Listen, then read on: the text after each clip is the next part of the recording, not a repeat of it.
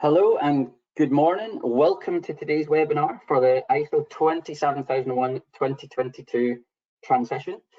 My name is James Keenan and I'm the NQA Business Unit Lead for Information Security, which includes data protection and business continuity as well.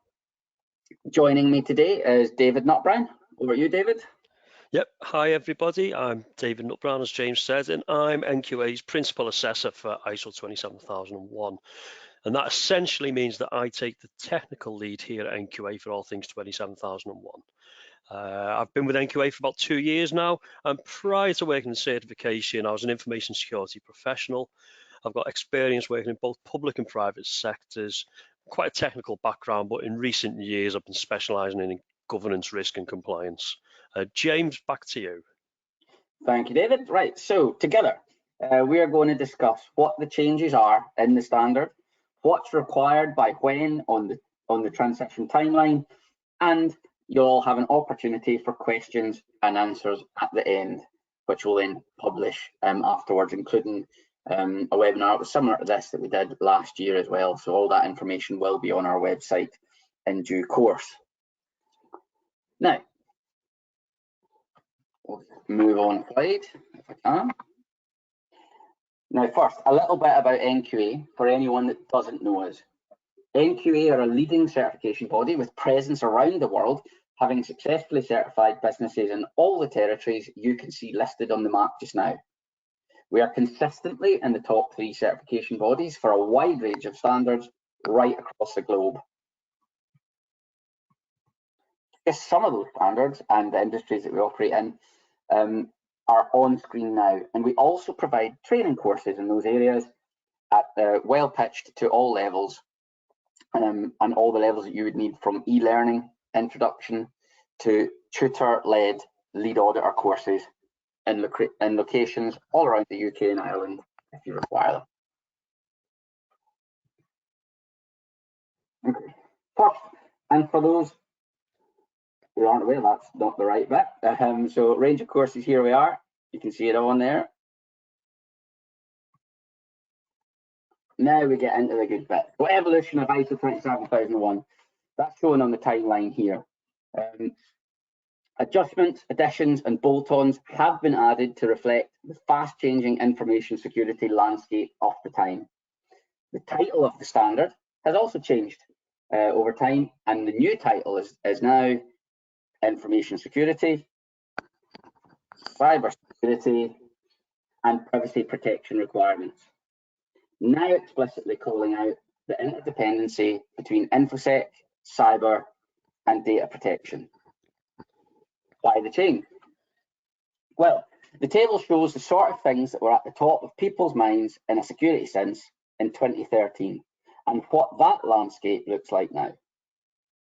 Before, it was annoyance and disruption were the concern. Attacks being less organised and resourced than today. Nowadays, we hear about the industrialisation and sheer volume of successful cyber attacks by criminal and personal data is worth so much to those bad guys. And our data nowadays, it's just everywhere. It seems every day there is a news article on fraud born out of cyber attacks using technology to steal away our money, our data on a massive global scale.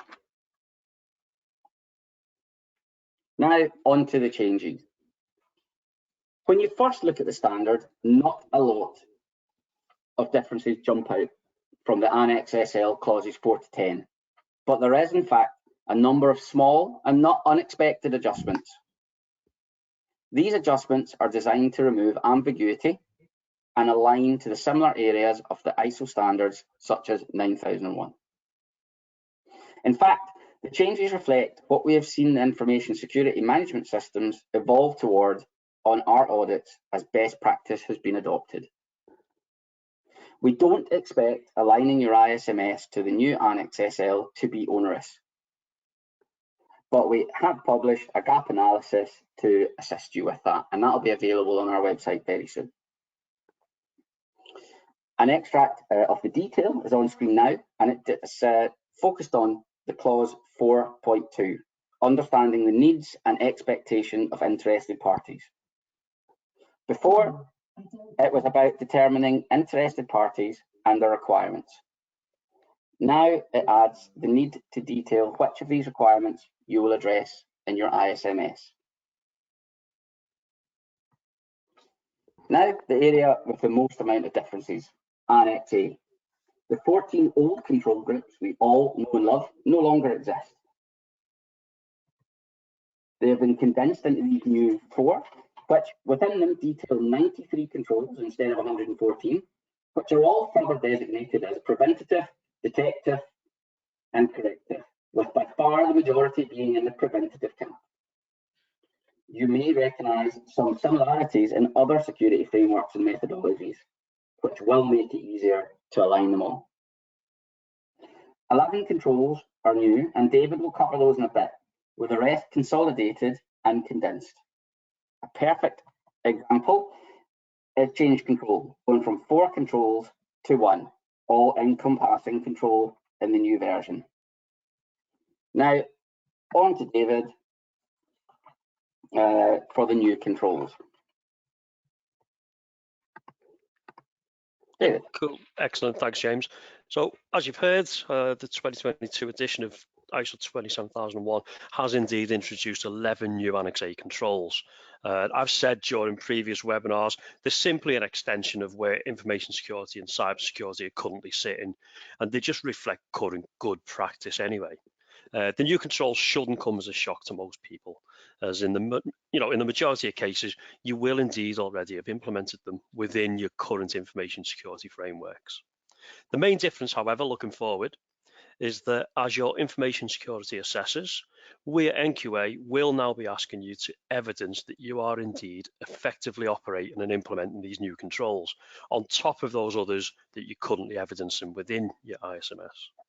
I mean, the long and short of it is that I imagine most of you will be wondering why some of these controls haven't been introduced a number of years earlier, to be honest. The new controls, they're up on your screen. You can be able to see them now. What we have there, we've got 3 organizational controls, so threat intelligence, information security for the use of cloud services, and ICT readiness for business continuity. We have a single new control under physical controls, and that is physical security monitoring. And then 7 controls that come under A8, which is now the theme for technical controls. And they are configuration management, information deletion, data masking, data leakage prevention, monitoring activities, web filtering, and secure coding. Now, I'm not going to give a full breakdown of each of these controls at this time.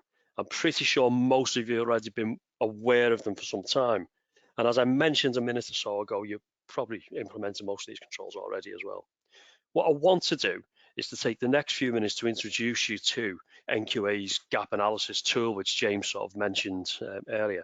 And it's a tool that we put together to help our clients with the transition process. Slide, please, James.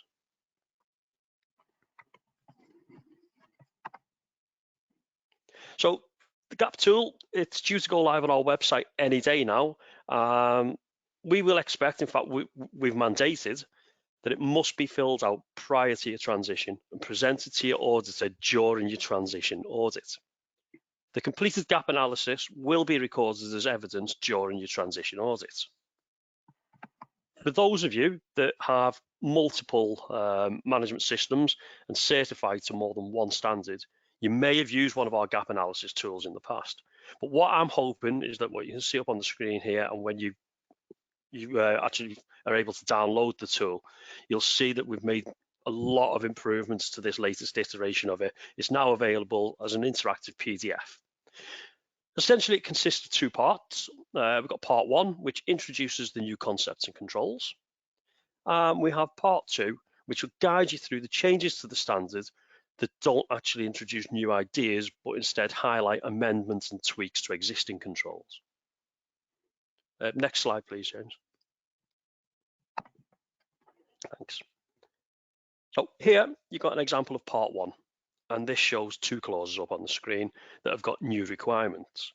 Firstly, the requirement to monitor information security objectives, And secondly, the requirement for changes to the ISMS to be planned. So you can see it's a nice logical layout. And what we expect from our clients is that the boxes on the left-hand side of the form will be filled out with how you satisfy the requirements of the standard and how this indeed will be evidenced. Slide, please. So here, this is more me just proving that it is interactive and that the form works. But you've got an example. So yeah, if you just look into the slide, you'll be able to see sort of the level of detail that I've entered into the left-hand box here. And also to note at this stage is that any evidence that you refer to in the tool itself will be cross-referenced and assessed by our auditors. Slide, please. And next up, we've got an example of a new Annex A control. And you can see here that we've broken the requirements down even further under the activity box so that you can go where you can consider all the evidence types that will be required.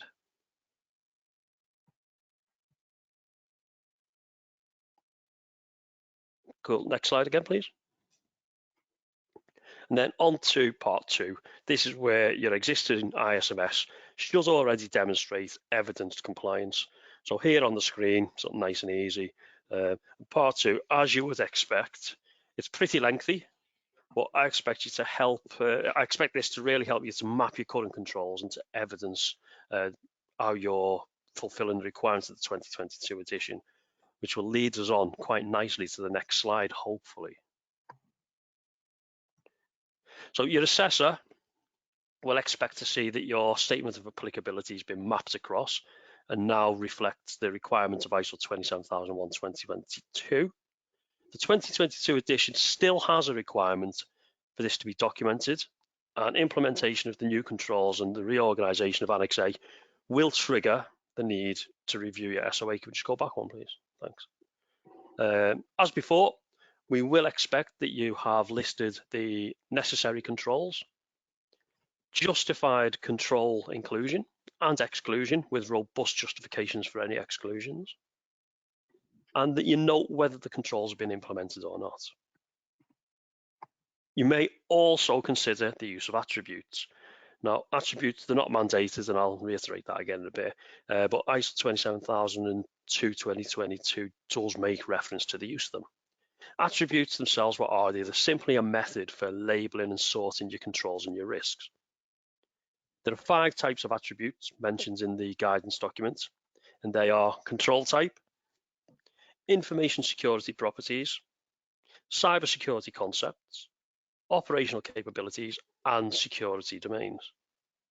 Now, I like to think of attributes as a really useful way of metadata tagging your controls, or even your risks. And in theory, this should help you no end when it comes to grouping, to analysing, understanding, and to controlling your risks. Attributes are not prescriptive in that you may wish to use your own attribute groupings as you see fit. And again, like I said earlier, it must be noted that they're not mandatory. So if you choose not to use them, then certainly our assessors won't be marking you down. However, we may well be asking you why you've chosen not to implement such a useful tool. So now I'll hand you back to James. Okay, thank you, David. And some of you will have noticed that we're having a bit of a technical issue there with some of the auto forwarding on slides. So sorry about that. I've tried to move them and make sure we're talking about the same one at the time. But yeah, a bit of a challenge on the settings there. Anyway, yeah, what David just went through hopefully didn't sound too daunting to anyone. This is sort of how the biggest businesses and the governments have been doing their security programs, and it's trickling down to everyone now. You probably do have the tools and services already. In fact, it's just, unlocking the power of them. In many cases, we see our audits already, people are using them, so it's just bringing these things into scope and bringing things up to date. So yeah, the transition period began on the release of the new standard, which gives everyone until the end of October 2025 to gain the 2022 standard.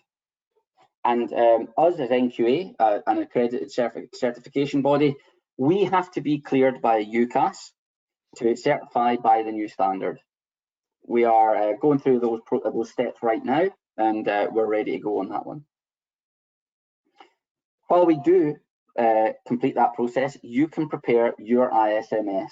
You can embed the changes and ensure we can get that objective evidence on our site visits to you. As the slide says, we shall be in touch to plan your journey. It's best to complete transition at recertification, which we expect to be starting from spring. And if you're here in the UK with us, it looks like it's kind of slightly a little bit further away now with the snow on the ground. And we're looking for spring onwards to be completing those. We aim to complete all transitions 6 months before the final date of October 2025, just to give everyone plenty of time. Now, if you're not currently with NQA or not yet holding your 27001 certificate, please contact us and we'll get you scheduled in to suit your requirements. Okay, some rules on the transition are here on the screen just now. So you can transition your system at either surveillance or recertification audits. And in very few circumstances, you can also do that in a special visit as well, if that's the way that's deemed to suit you best. Certification is going to be granted in alignment with your existing cycle. So, for instance, your valid until date will remain the same if you're transitioned at surveillance, and if you get a transition at recertification, you get that full 3 years again.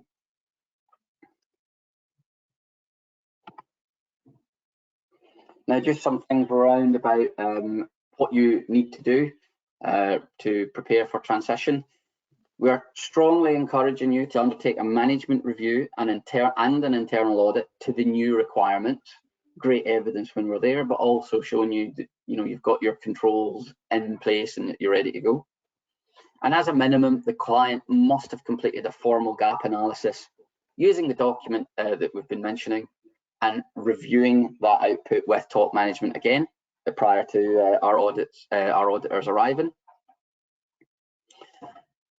And again, a completion of that gap analysis, which you saw excerpts from on David's section, and that will be available on our website very shortly.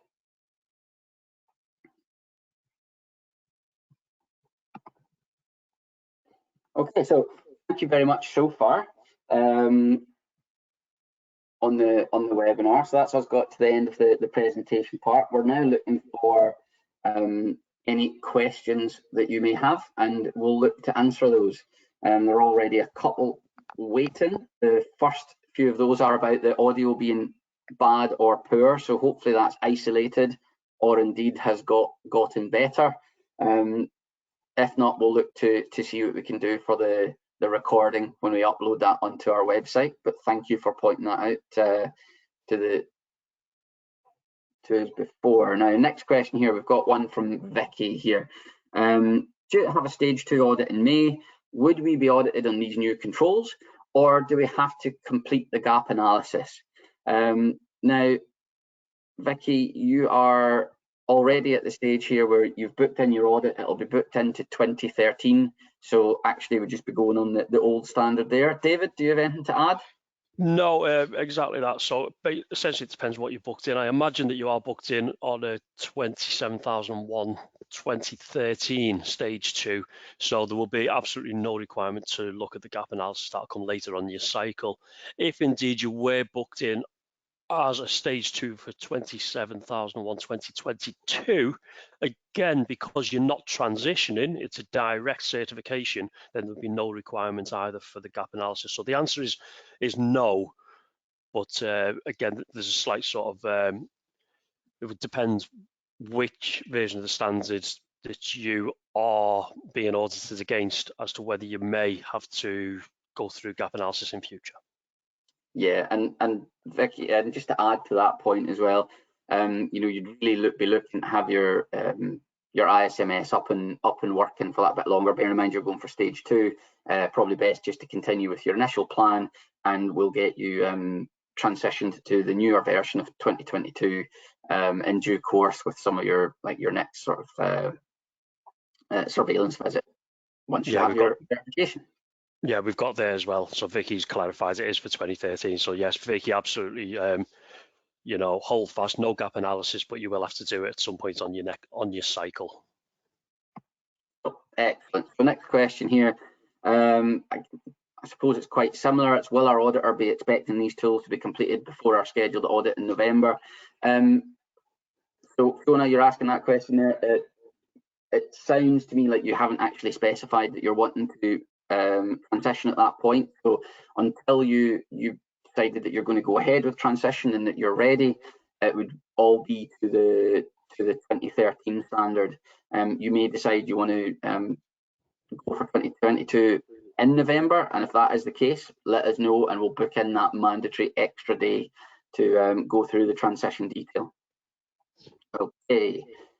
Next question, and this is one for you, David. How do you have any examples of using the sort of hashtag markers? Do you know what? This is something a lot of people have been asking. When I sit with clients at the moment, there's no sort of one-size-fits-all answer. It really is down to the organisation. But for me, as I said in the presentation, the easiest way for me to imagine the hashtagging or the attributes is as a metadata tag. So it would be a way to essentially help you to sort and analyze your controls. Again, it's down to you how you mark them up. I've got clients wanting to mark them up and put them into risk buckets that they'll add hashtags for that particular risk bucket. I've also got clients who are looking to add the metadata tags actually and use them to map across from one version of the standard to the other. So almost to change them from those sort of 14 existing buckets into the 5 so that you can refer sort of where it would have sat initially. So hopefully that helps. Yeah, thank you for that. I think that's something as well we can do a little piece on, David, separately, I think, as well. I definitely think so, yeah. Moving forward, how that would look and give it a good go. But because it's not prescriptive, as you've said, you know, they're pretty much have some fun using those hashtags and see all the value they can add. But certainly we'll go from there. Next question, will you let us know when the gap analysis is updated on your website? The answer is it's coming very, very soon. We know that. We've done all the work. We've seen it there. It's passed everything through. We're happy with it.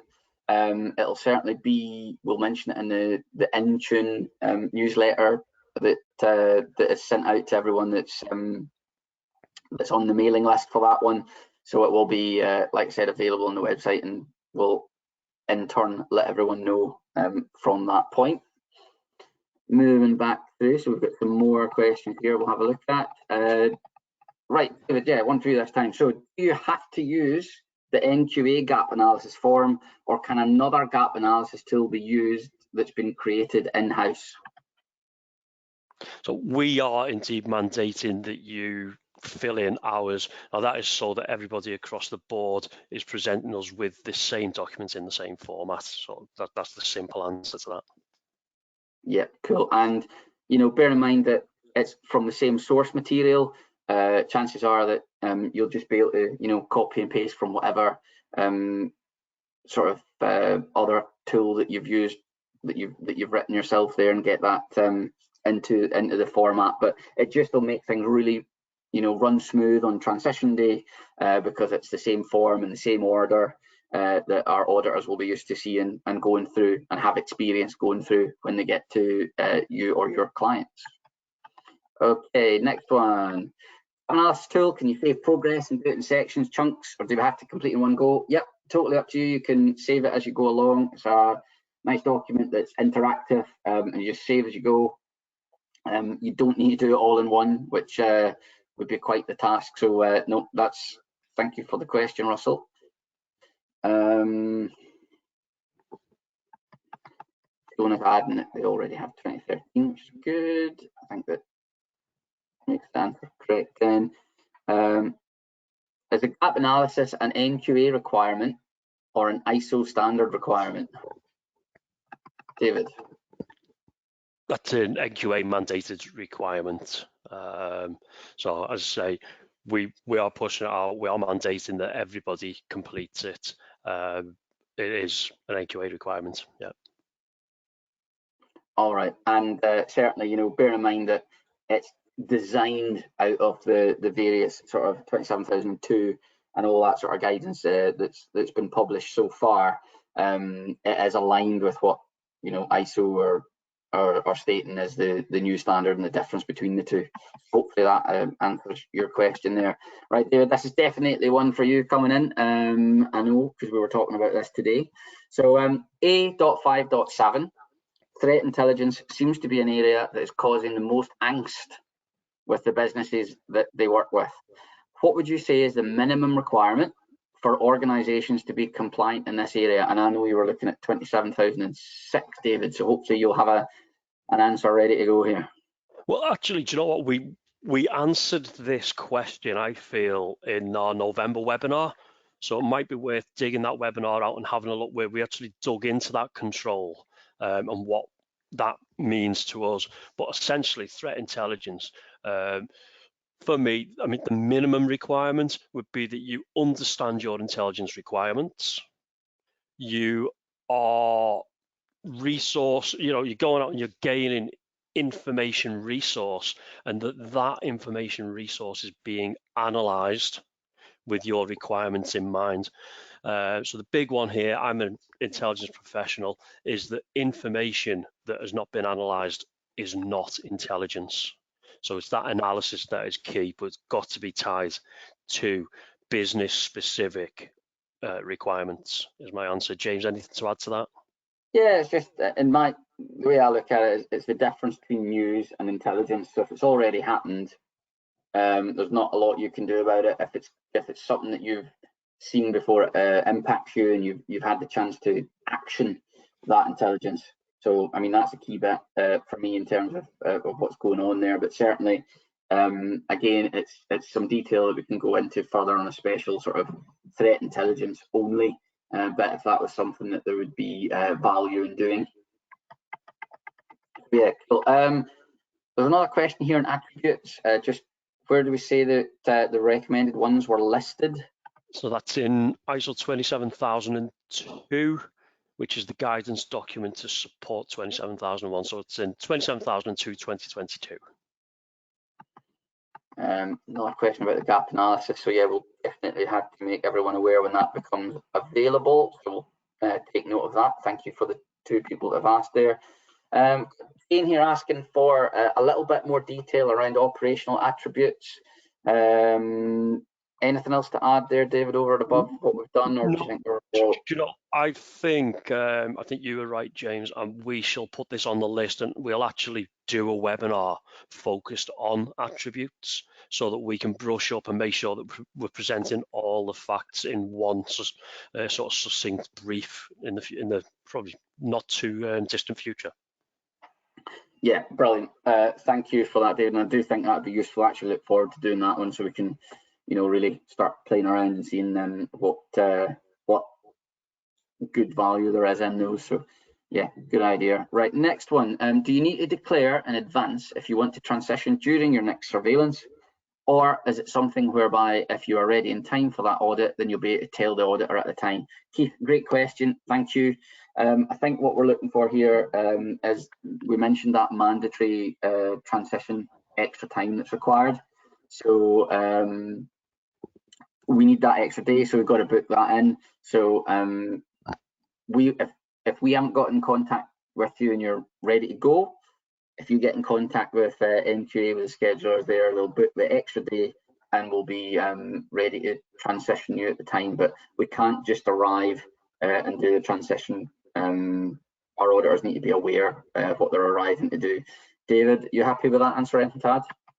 Yeah, essentially, I mean, our schedulers will be in touch with all of our clients over time to let you know when we've earmarked you in for transition. And if at that point you feel you want to go earlier, or you may want to go a bit later, you can discuss it at the time.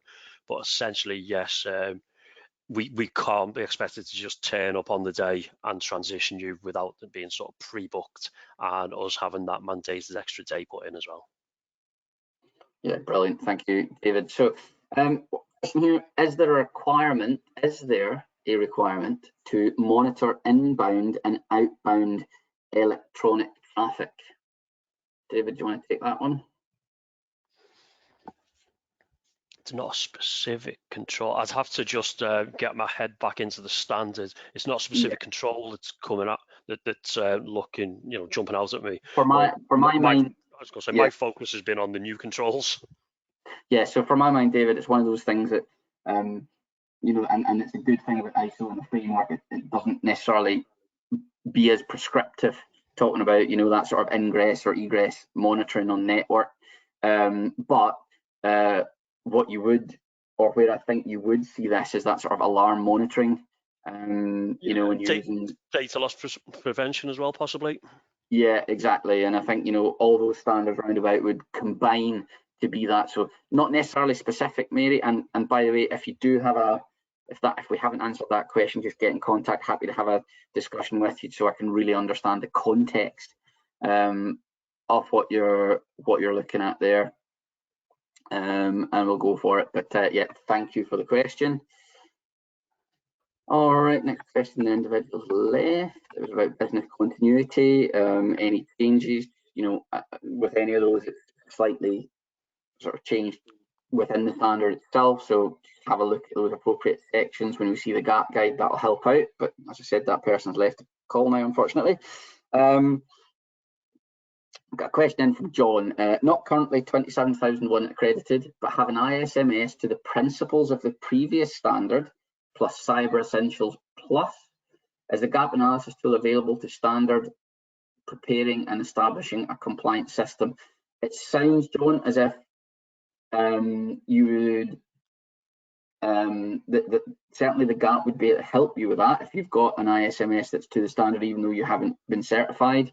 And again, I would recommend you to get in touch with us and we can start that journey, but it would be your first certification would be actually 2022, and we can help you along with that one as well. That sounds like the best way to do it. David, have you had any thoughts on newly getting a certificate here? Exactly.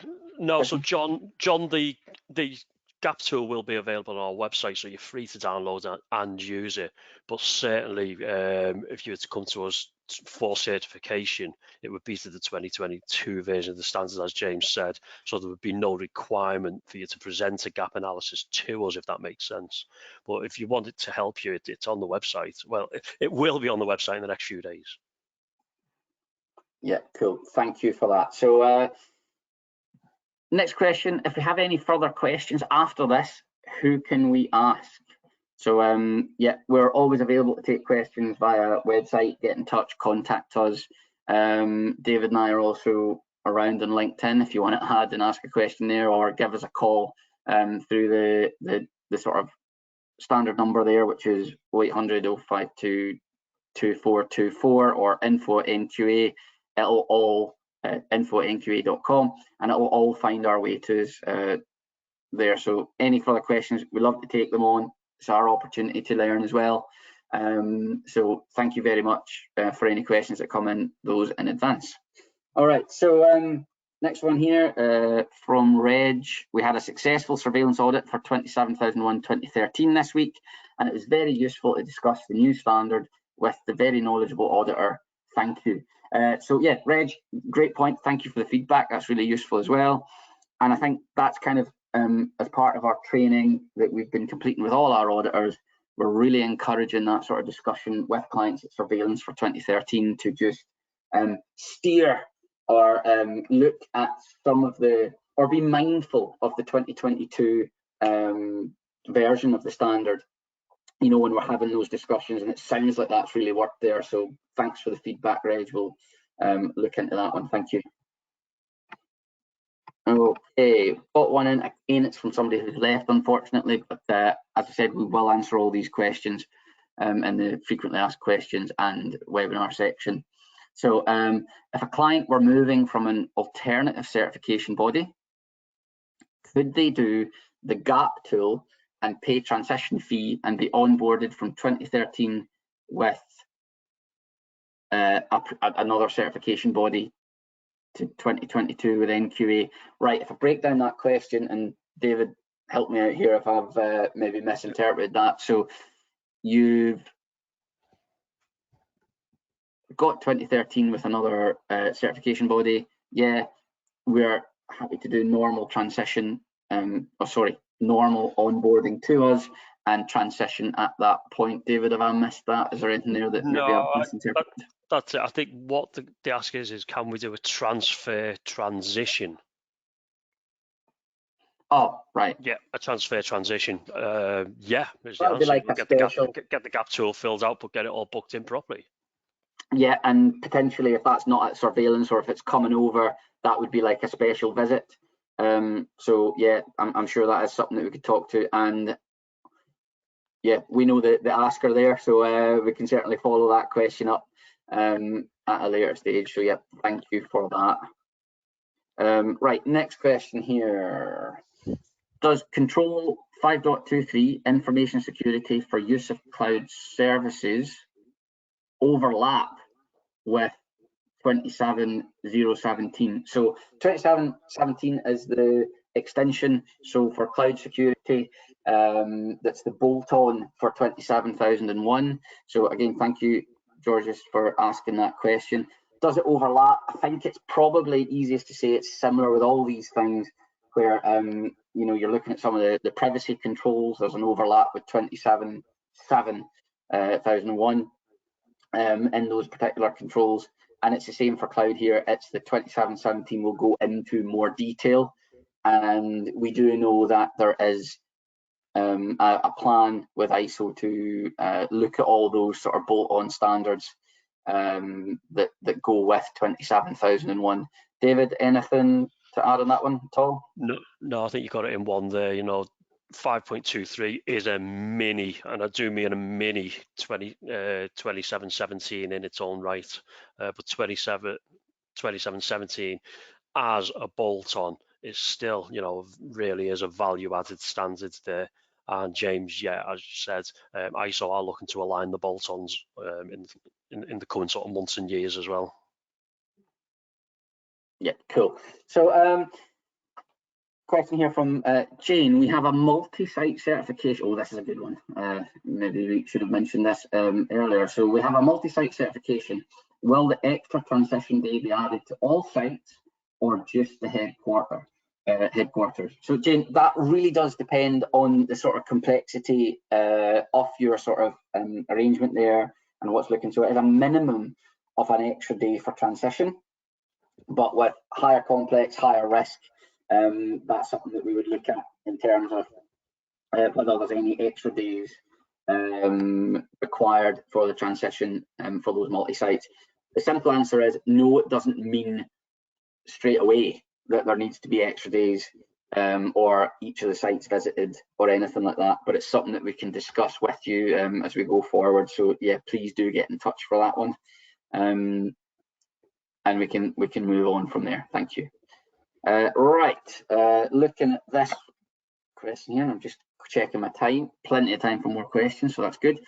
If we already had existing documents titled A8.1.1, A15.1, and A.16 in the organisation, when we transition to 2022, do we have to rename each of the documents such that they have the new prefix, or can we use the old 2013 Annex as a prefix?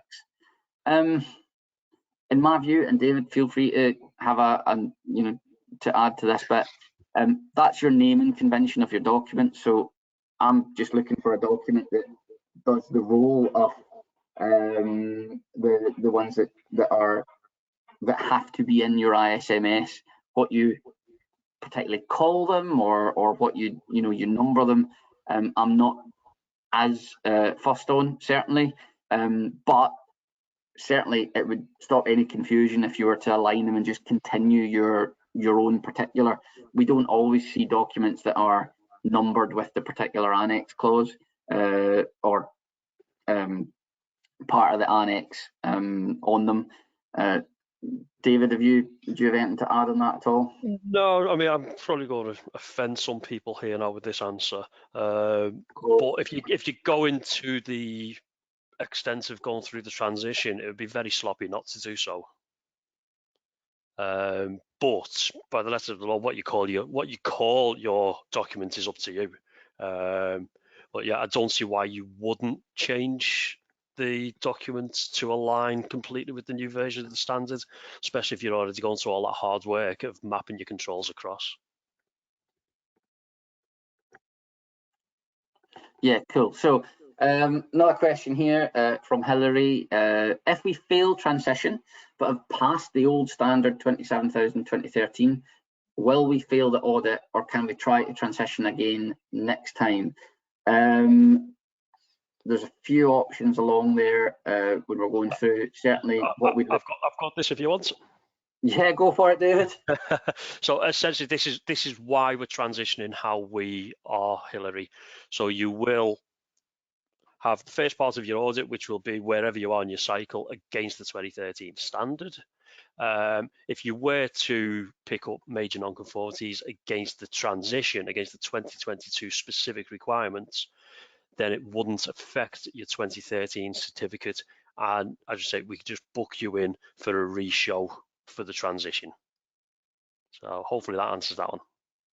Yeah, indeed. But following that gap analysis tool and everything there, you know, we wouldn't anticipate too many in the way of failures or anything like that. So, but certainly, yeah, you wouldn't be left with no certificate as such. So, thank you for that answer, David. Right.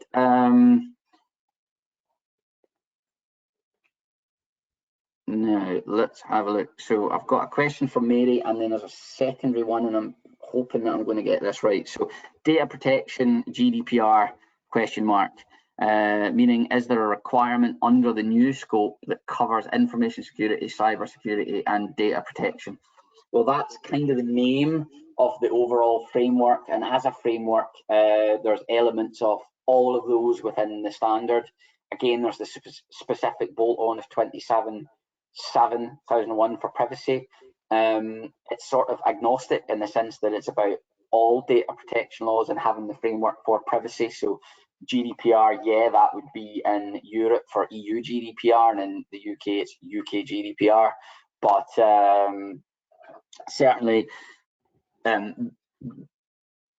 everything that's within that new standard is there to protect the data within your information security management system.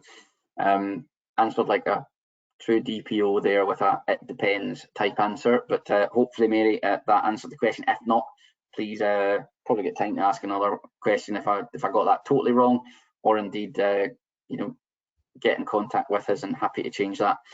Bus has got back with one of the previous questions about title, file name. Again, doesn't sound like it would be too onerous, Bus, to change that title, but it's not the sort of thing that we'd be, you know, you're not going to fail your audit if it's got a number in it that doesn't map across on the name of the document.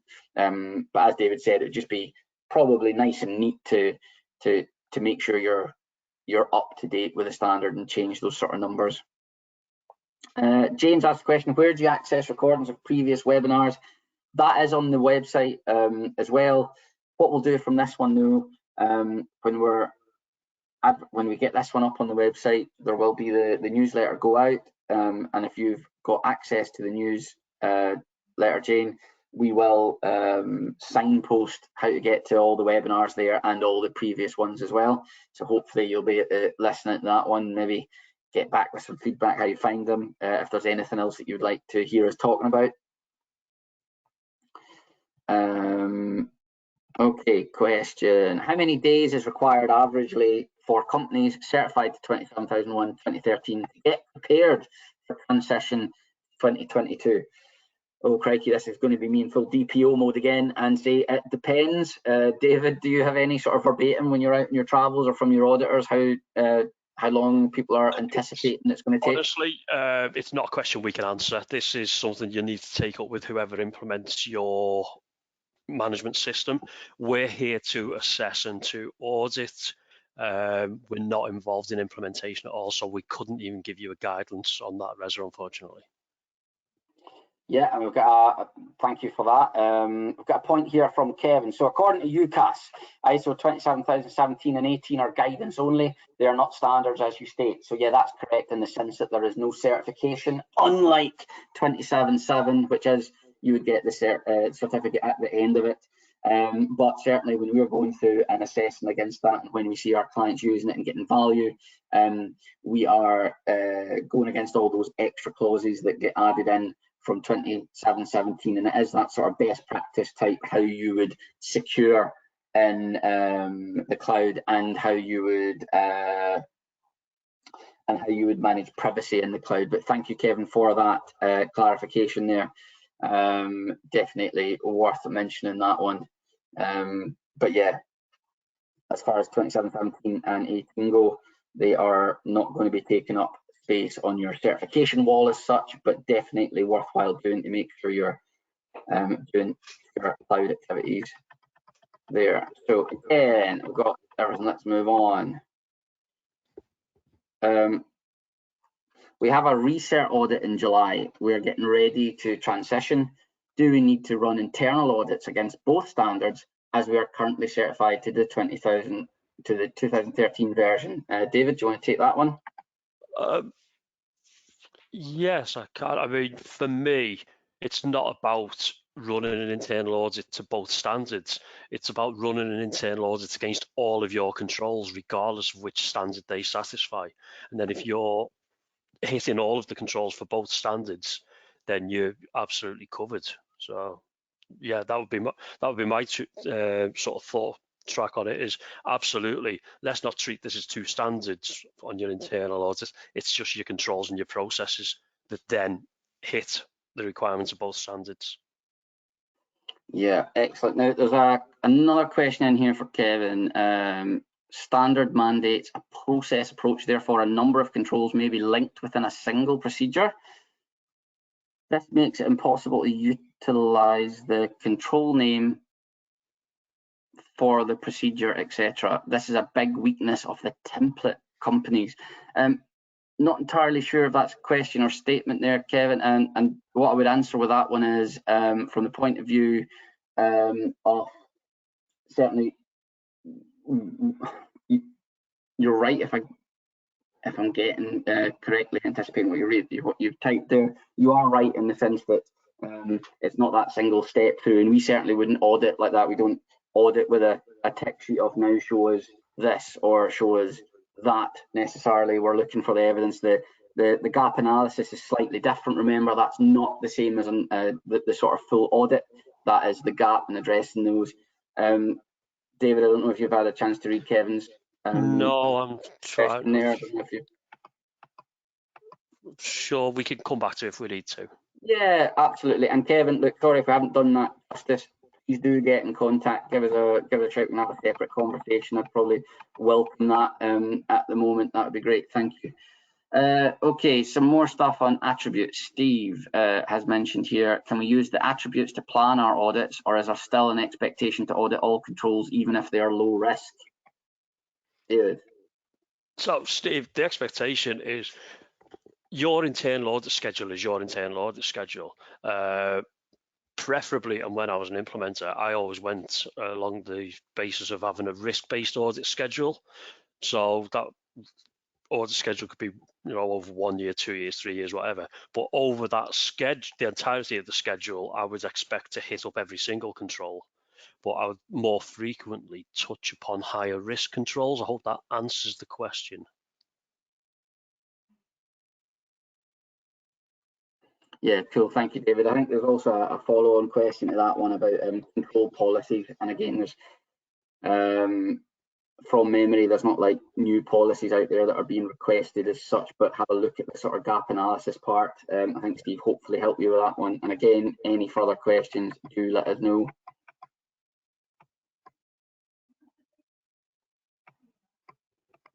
All right, so we've got a question here, and I think it's similar to a previous one. Organisation has a GRC tool. Can we record our transition activities there without having to duplicate the information on the PDF? I think we've already covered that one, David, in terms of we need that for PDF in terms of. it will form part of the evidence as part of your audit, the actual tool itself when it's filled out. Yeah. Okay, cool.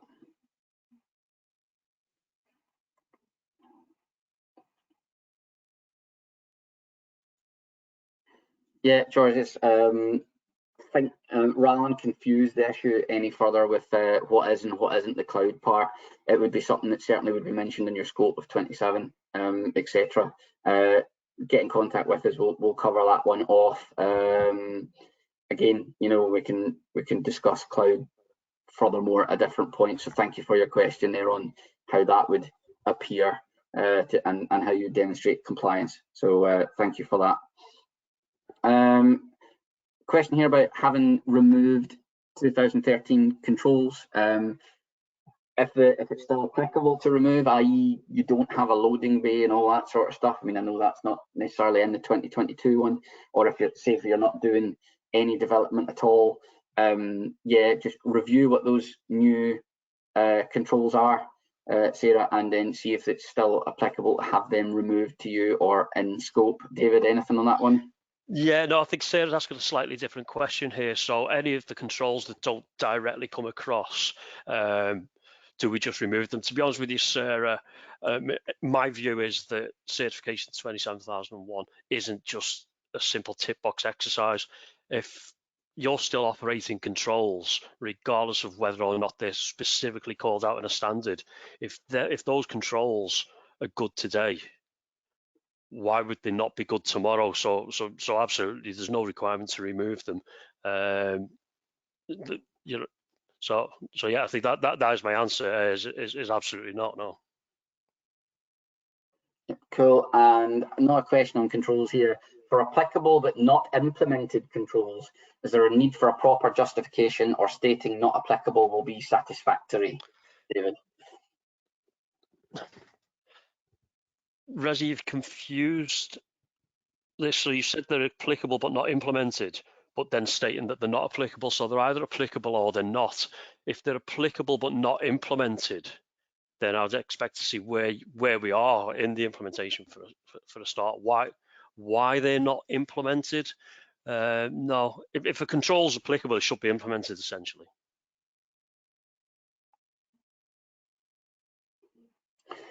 Right, cool, excellent. Right, thank you for that one. And we haven't had any further questions for a while filtering through. We're getting to the point where we're nearly at time and lunch.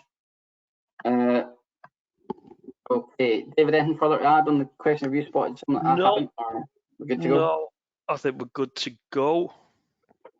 Excellent. Okay, well, thank you very much, everyone, for your questions and continued, if you stayed with us there, your continued attention on that one. Again, as we mentioned, further support is available, so please see them on the screen just now, as all the different ways that we can be in touch, and you can be in touch with us if you sign up for our newsletter, or e-zine as it's called. Will be there as well. We'll be running more webinars in due course as well, and look forward to speaking to you all again. So as ever, thank you very much. See you shortly. Bye now.